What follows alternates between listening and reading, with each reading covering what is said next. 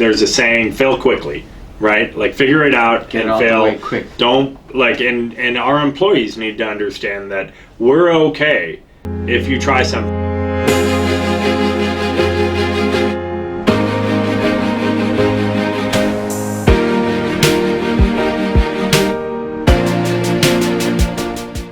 Yeah, check it out, man. This is your boy Akon, and right now you're tuned in to the Millionaire Student Show with my man, Sashin Govender. Yo, it's Rich the Kid on the Millionaire Student Show. Hi, I'm Ariani Celeste, and you're tuning in to the Millionaire Student Show. What's up, y'all? Tune into the Millionaire Student Show with Andy Milanakis. Yo, this your boy Soulja Boy, and you tuned into the Millionaire Student Show with Sasha. Keep it locked right here.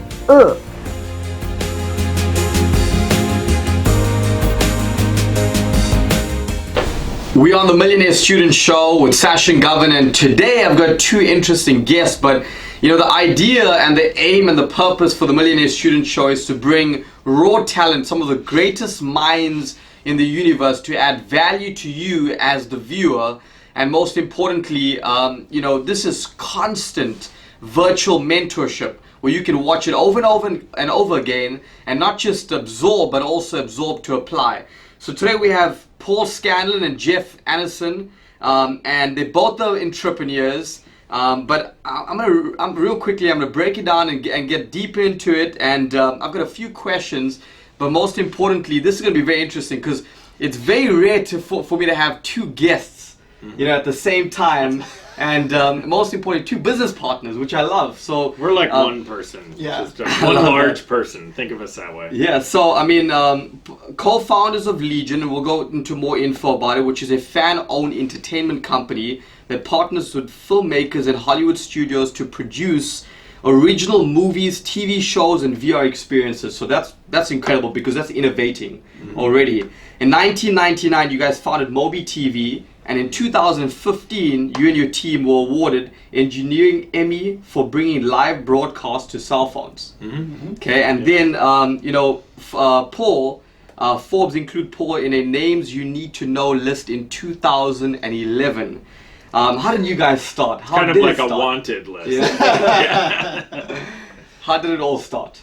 Well, man, it goes way back. I mean, Jeff and I's partnership and kind of working together, our career together started with MobiTV in 1999, early 2000. There was one other co-founder. There were three of us that all came together, and Philip was the other one. He kind of brought the three of us together, and you know, we knew we wanted to start a company together, and this was in the heyday of the .com kind of wave that was taking over California, and we had a couple of different ideas that we had pursued, and the one that really took hold was this idea of putting TV on cell phones. And so we had literally no background in television or phones, but we knew that, you know, we were all individually successful and had kind of had our own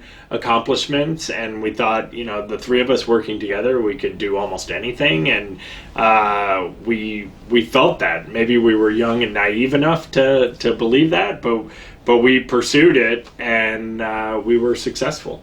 So there was, would you say there was an immediate synergy, or was there just equal value when you created the partnership between the two of you? I think it's there's a lot of chemistry, I think, that goes into founding teams, management teams. I would liken it to a band, right? You know, totally. it's where the sum is greater, or the whole is greater than the sum of its parts. And so I think in the early days of MobiTV, it's funny, like when we talk about it, we're like, oh yeah, we saw this opportunity to put TV on a cell phone, and you know, we started that. There were three of us working out of a spare room in one of the guys' house, and we grew that up to 300, 400 employees all around the world. We were the worldwide leader in television distribution.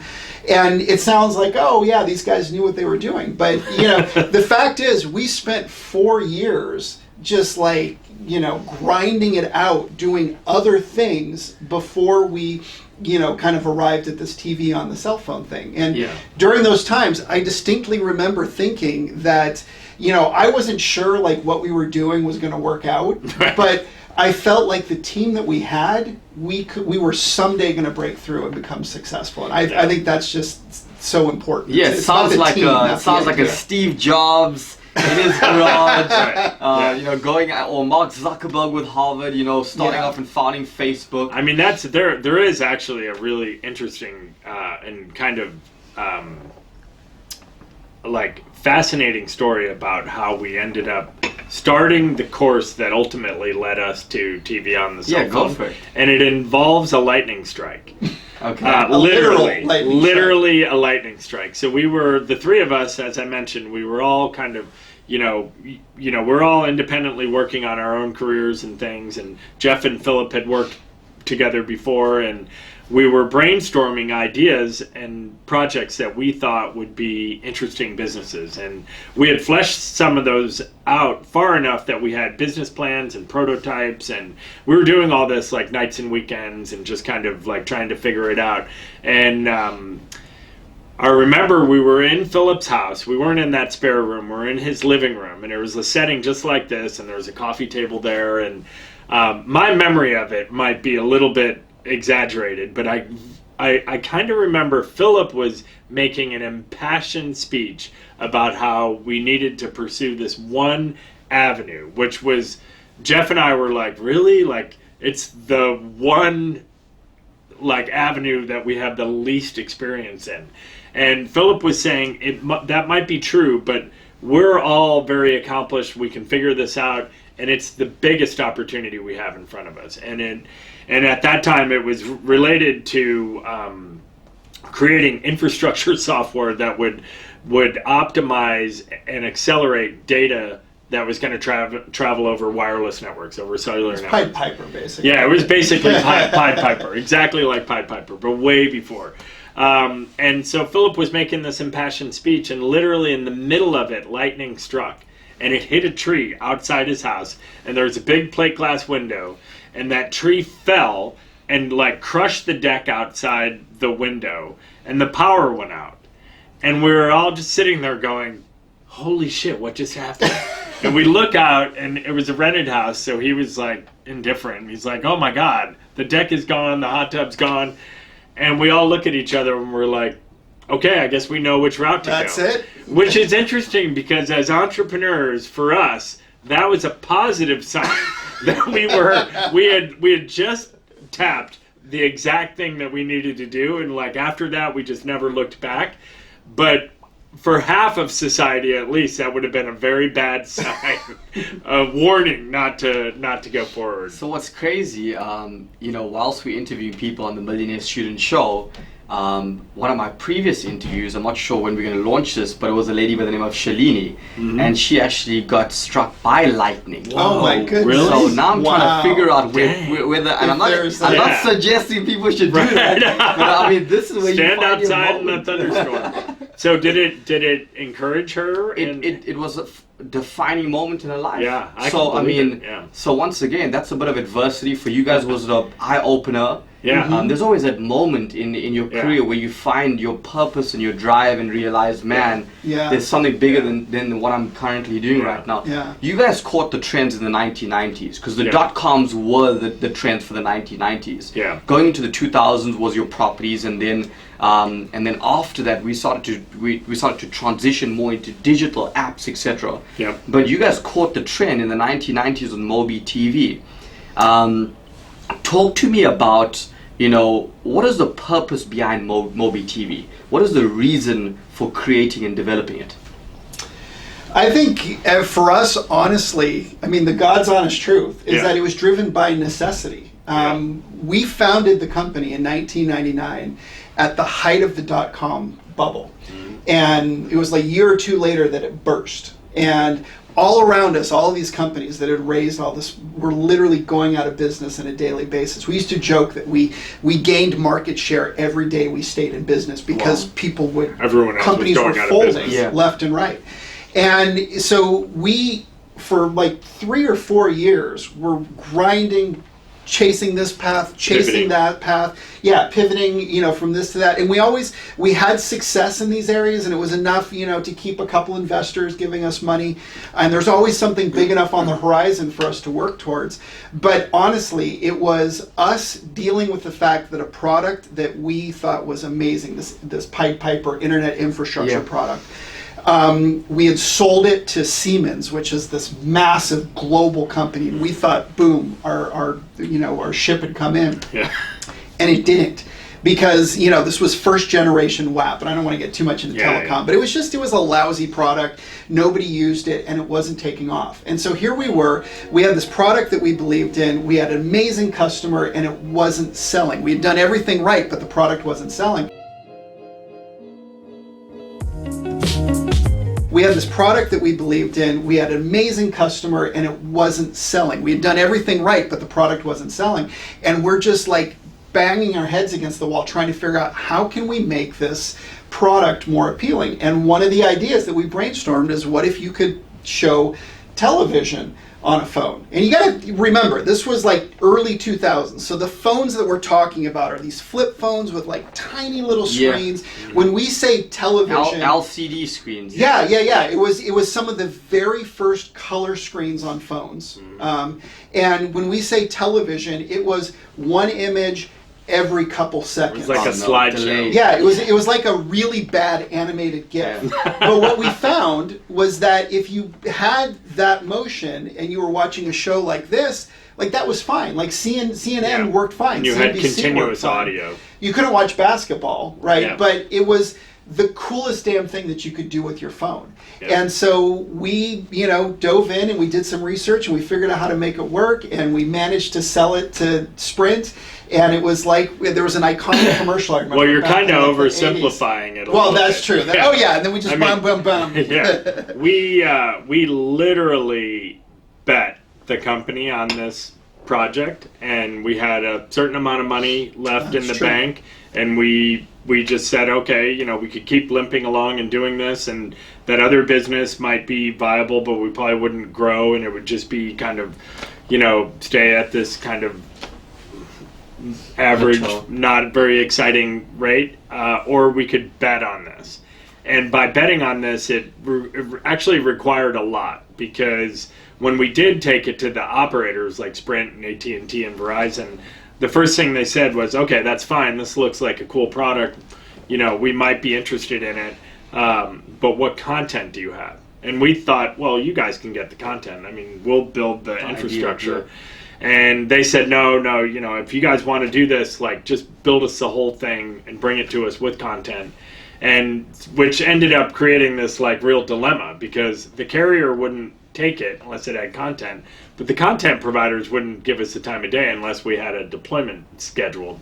So we ended up figuring out we got Sprint to agree to a contingent deal, which allowed us to go back to the content providers, which, keep in mind, back then, most of the major studios thought this was a bad idea. They didn't think TV, and no one would ever watch TV on the cell phone, was what the chorus was. When we came down to LA and we're meeting with studios, people would say, like, well, that's stupid. No one's going to want to watch TV on their cell phone. And, but ultimately, through kind of some scrappy nature of our kind of get it done, mode, we were able to get some to come on board. And lo and behold, like once we had it, the whole thing put together and we launched it, it was like one of those UPS commercials where the like small team is like watching the screen. We had a little ticker that showed us how many people were signing up every 2 minutes, and Sprint put it out there. It was $10 a month, which was twice the cost of anything else on the phone. It was in an app store, a Java app store, and they put it out on just, I think, two devices to start. Yeah. They didn't feature it or anything, but still they were getting like 10,000 people a day signing up for $10 a month. And so we knew right away, like we watched this ticker and it was just growing like crazy, and we thought, okay, it was like betting red 23 on roulette, and it came in, and we were like, okay, we've got something here. And now we just, we kept that other business, the core business, kind of growing, but this completely took over. it's so crazy how people are resistant to new ideas. Yeah. They're resistant to it. I mean, Colonel Saunders went through 1,009 no's before the very first person believed in his chicken franchise. Yeah. And there's so many people right now that they're giving up based on other people's opinions. So hard, because it is hard to like believe past so many no's, but you have to. I mean, I mean, look at we had studio executives literally who like, and I'm happy to report today they're our friends, and we joke with them, and they'll be the first to like kind of tell these hilarious stories where they thought we were dumbasses. They literally were like, and they treated us like shit. I mean, the first people we met, I remember like one of them was at a major studio, and we ended up getting a deal with them, but he was such a jerk. And he was like, he literally said to me, he said, "That's the stupidest thing I've ever seen. And you guys are idiots if you think this is going to take off." And we were like, God, geez, really? Okay, well, that's definitely a trait. If someone's telling you that, then you're on track. Well, we like that, actually. But in fairness, when you showed it to someone on the street, and they're like, "Oh my God, that is so," like, that's what kind of weighs it out. And so in our case, the people in power tended to be the ones that didn't get it. Yeah. But we had enough good feedback from people, that we believed that there was something there. Now, it's the same thing. Like, I mean, I would say that's true in all the businesses that we've started. Yeah. Even do you feel like it's jealousy from people who make those comments? Do you feel like it's hate, or do you feel like I don't understand? I think it's genuine resistance to change, and especially from big, established, successful businesses like the television industry. And you got to keep in mind that this was before Apple had started selling series, before Netflix was streaming. This was before any of that had happened. So there was this big, healthy industry of piping television and keeping it in the living room. Don't let people out of the living room. Cable TV, it was, inching up every year. It was getting more and more expensive. And the industry loved that model, and they weren't really looking to change it. I think it's partly also just the nature of disruption, right? When you come to somebody and say, "I've got a completely different way to do something," most of the times, if they're in a successful industry, like, it's just like you're speaking almost like a different language. And I think that the people like us, the entrepreneurs that see things differently and see the potential, we don't necessarily end up in positions working for this monolithic companies doing something that people have been doing over and over and over, right? We're out inventing new stuff. And so I think part of it, it's just the nature of the people that you're dealing with as an entrepreneur. You always have to be able, your chief job as an entrepreneur is to sell. Exactly. You've got to sell yourself, you've got to sell your business, your team, you've got to get money from people, you've got to get sales, you've got to convince people to come work for you, even though you've only got 3 months worth of runway in the bank and you don't know if you're going to be able to pay them. And so it's really, like, I think that's kind of the key, is just being able to figure out how you can talk to those people and how you can kind of get through to them. So catching a trend, I mean, you guys caught the trends in the 1990s. Mm-hmm. Was that a one-hit wonder, or do you have a specific technique, or do you look out for trends? Or because personally, from my side, I mean, I love looking at trends, but I also love creating trends. Mm-hmm. Yeah. I love going out there and innovating, and you guys are innovators as well. Mm-hmm. But from your side, I mean, you caught the trend. You didn't just catch it. You created something in the trend. You lifted up the trend. But I mean, from your side, from after the 1990s. Well, what I would say is, a lot of times I think if you're kind of looking for a recipe for innovation, you need to kind of break it down into like different components. And like I teach a course at Northwestern Kellogg about innovation, and we study it. Like, where does innovation come from? And as Jeff mentioned, a lot of times it comes from necessity, like really like and despair in a lot of cases, where you're like really critically needing to solve a problem.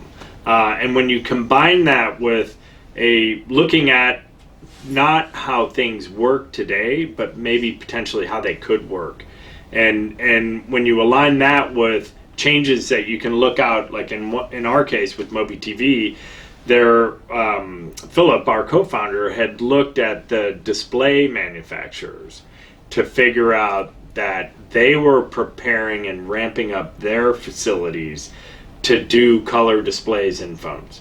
And so there was, knowing that data, that this was coming and these phones were all going to have these rich, colorful displays, you know, it felt obvious to us, like this makes sense. And it's like, you know, I don't know that we're, like, I think to a certain degree, like MobiTV was a successful, and it had its run, and the company's still going today, and it's doing something fairly similar. But it's, you know, you also need to, like, as a company, to stay alive and to prosper, you can't just have one success.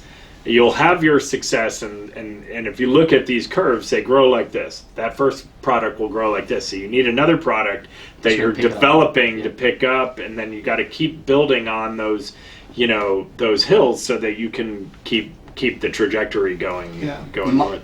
Go for it. Well, I was just going to say, like, when you talk about trends, I think one thing you got to keep in mind is that the world is an extremely competitive place, and more so today than it was 40 years ago, because the internet connects us and binds us, and now people have these ways. It's like it truly is a global economy. And I tell people, if they come to me and they're like, oh, I've got an idea for a business, or I want to do an app, and you have to recognize that if you're thinking and working about an app, there's probably 20 other companies out there that are thinking and working on the same thing, because that's just the way. Back when we did MobiTV, and we did that random infrastructure project that Paul and I could not even understand well enough to explain to someone at a party at that time.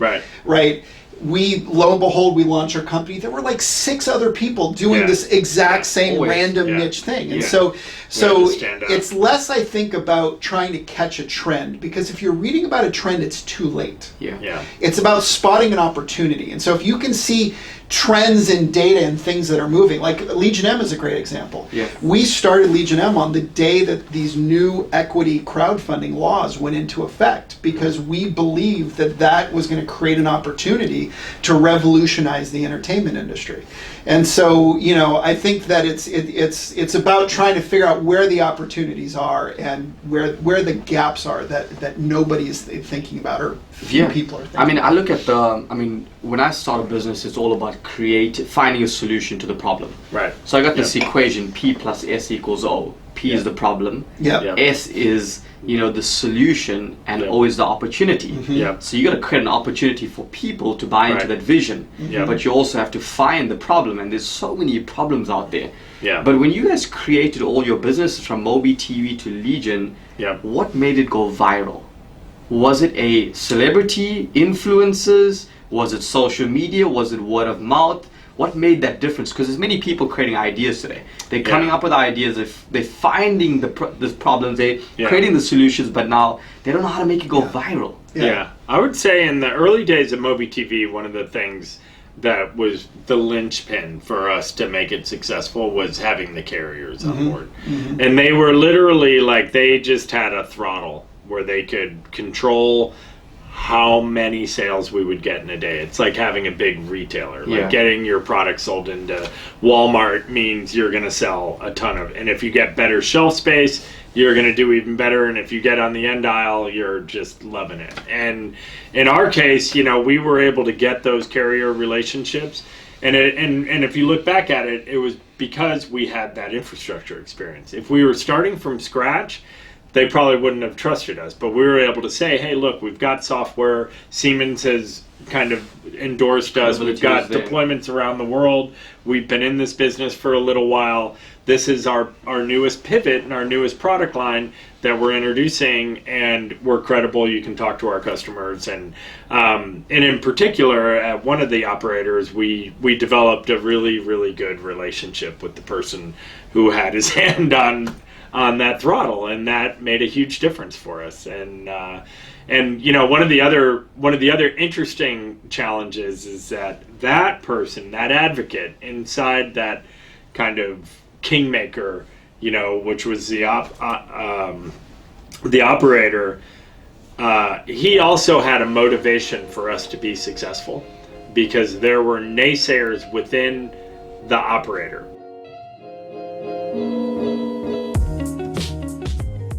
He also had a motivation for us to be successful, because there were naysayers within the operator that pushed back on them even launching the product. And so that created another incentive for him to want us to be successful. So in all, build up a company, have a bit of credibility, and then go to a reputable company that has, the credibility that you can leverage off. Yeah, I think, it depends on the circumstances. In the MobiTV example, that was probably the right path to market, and it really made a difference.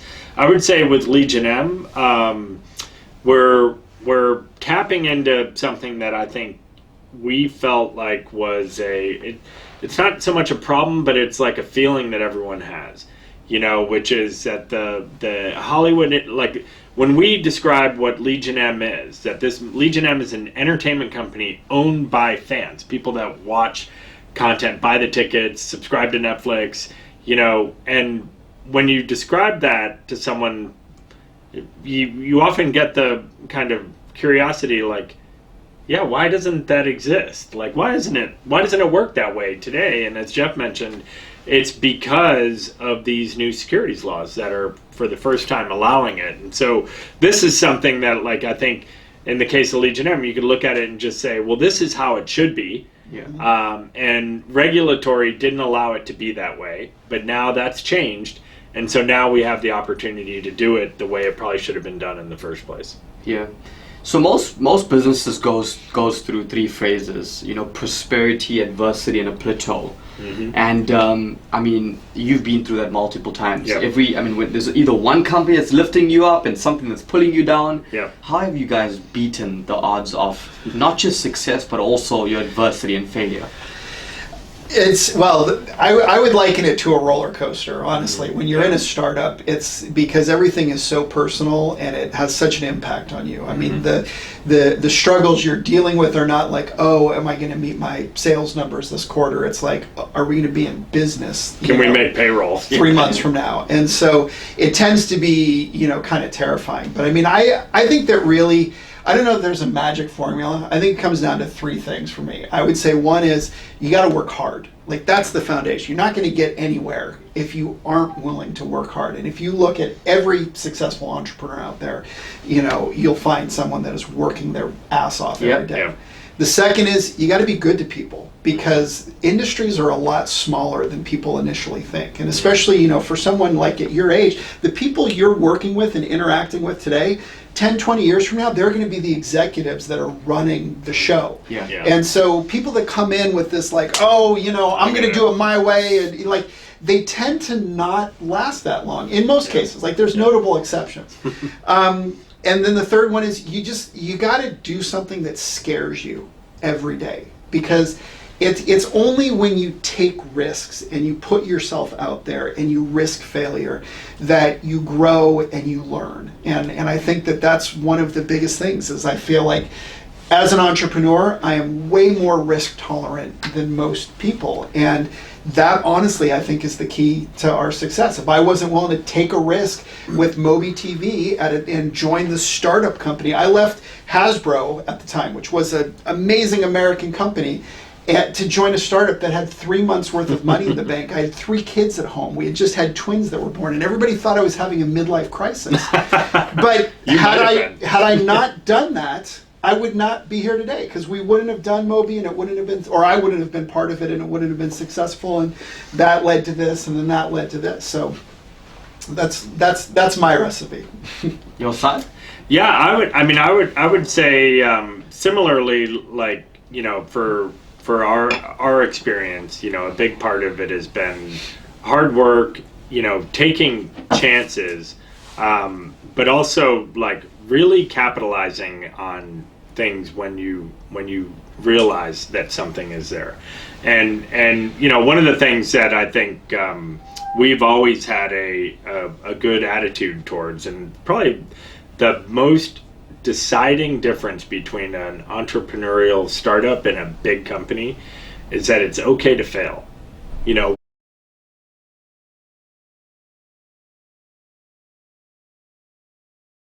There's a saying, fail quickly, right? Like, figure it out and fail quick. Don't, like, and our employees need to understand that we're okay if you try something and fail. We'd rather you try something and fail than take the safe route all the time and not take any chances. And big companies don't operate that way. If you try something and fail, you're probably going to get fired from most companies. And startups think differently. So yeah, I would say, don't be afraid to fail. How do you continuously paint that vision for your employees? Because I mean, you guys are here with regards to the mindset, with regards to the vision, with regards to the purpose, and you have people that don't own equity in your company, but they have, they're getting an income, they're getting a salary, but they... Well, everyone at our company owns a piece of the company. Which is great, because... And it was the same thing at MobiTV as well. So they're on the same side of the table as we're on. So has that played a huge role for you versus paying... Yeah. Well, I mean, we also pay a salary, of course, but... I mean, it's kind of the Silicon Valley way, is that everybody gets equity. We use options, and it's a tax efficient way to give everybody equity. And then what you end up with is, and I think a lot of this contributes to like what I would describe as the culture of a company, and for me, the biggest difference between a successful company, like a great company, and a good company is their culture. And if you have the right culture, and culture is made up of a combination of things. It's the team that you have, it's the purpose of that team coming together, the vision that you've set out, like meaning like what is the long-term goal, like what industry are you trying to disrupt, and the behaviors that you either set out or you model. As a leader, you have to model behaviors. But if you get that combination right and create the right culture, then you can defy the odds, in my opinion, where you can have a very small company disrupt a massive industry.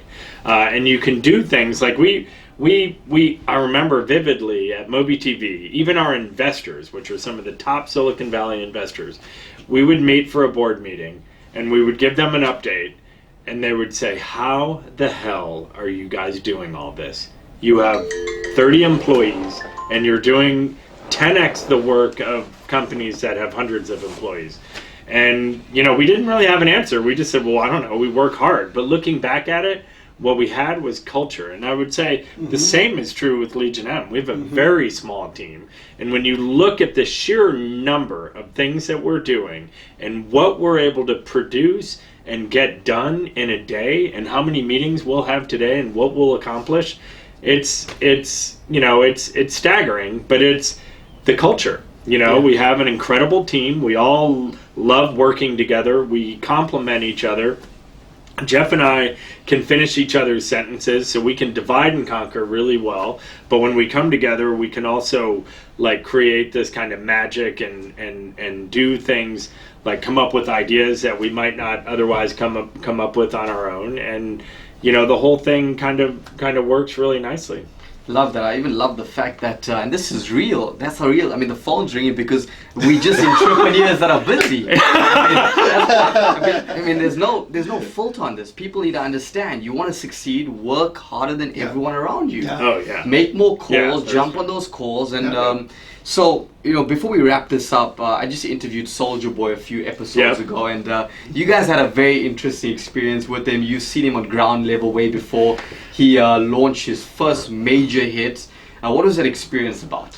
It was great. So, like you said, we started working with him. It was through his label at Interscope at the time, and the woman told me there's this amazing artist. This song is going to be huge, and we had a good relationship. So, I'm like, okay, well, I trust you. Obviously, I'm not the one making these calls, but so we did a little project with him on a mobile phone. Again, this was back in like early 2000s, so you could watch like his video and you could see pictures of him and it's like a Soldier crazy Boy stuff app, like that. Before they even had apps. It was an app. It was like a website, but still, that's the idea. And then he exploded, and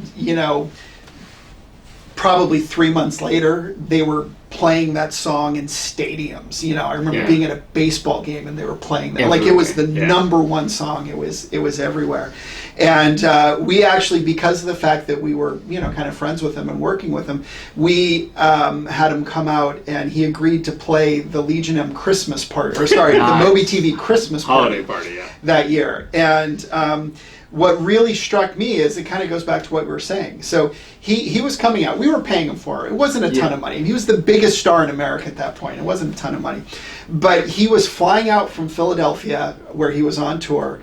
He came out, played, did like a 30-minute set, you know, at our thing, and then hopped on a red eye to get back to the East Coast so that he could perform the next day. Well, he was doing a BET interview the next morning. Yeah, and I thought, here is literally a guy that is the #1, you know, name in music right now. And this is how hard he is working to come out and make a little bit of extra money and to develop a relationship. And it's just like, even at, and this was 18 years old at that time. Like he was a kid. And I think that's what kind of stuck out at me most, is like, this is a guy that is just, he recognizes that he's got a moment right now and he's going to make the most of it. And I thought that was so impressive. I would add to that, you know, when we had, talked to him and like structured the deal and the finance piece of it, it was before he became a big star. And so as he became a big star, all of us were fully expecting him to just blow it off or come back and want a lot more money or something. And I think it's a testament to like who he is, and not just how hardworking he is, but what he realized is, you know, this was a promise that he had made, and it was a commitment that he had done that a lot of major celebrities would have probably blown off. But he said, no, I'm not going to blow it off. I'm going to go do it. It'll be a hard night, and I'll have to endure it. But it'll be worth it because, you know, we were supporting him before he became a big star, and he probably acknowledged that. But also, he had given us his word. And, you know, he stuck to it. And it was so fun because we expected him to cancel. We didn't even tell any of the employees until he showed up on stage. Yeah. And because we were convinced he wouldn't come. And, you know, we were probably like 300 employees, 300 or 400 employees at that time. So we weren't like a ginormous company. I mean, to literally have the biggest artist in the country come perform at your holiday party, I mean, it felt like a really extravagant thing, but it wasn't. It was just a relationship that we had, and it was amazing. Yeah, it was really cool. Paul, Jeff, thank you so much for your time, your value, and most importantly, you know, this entire show, I love to call it edutainment. Yep. Edutainment meaning educating people, but also, you know, allowing them to have entertainment in, you know, whilst listening and learning. Yep. And thank you for your time. I appreciate it on the Millionaire Student Show, Paul, Jeff. And by the way, whoever you want me to interview next, comment below because that's going to be coming soon.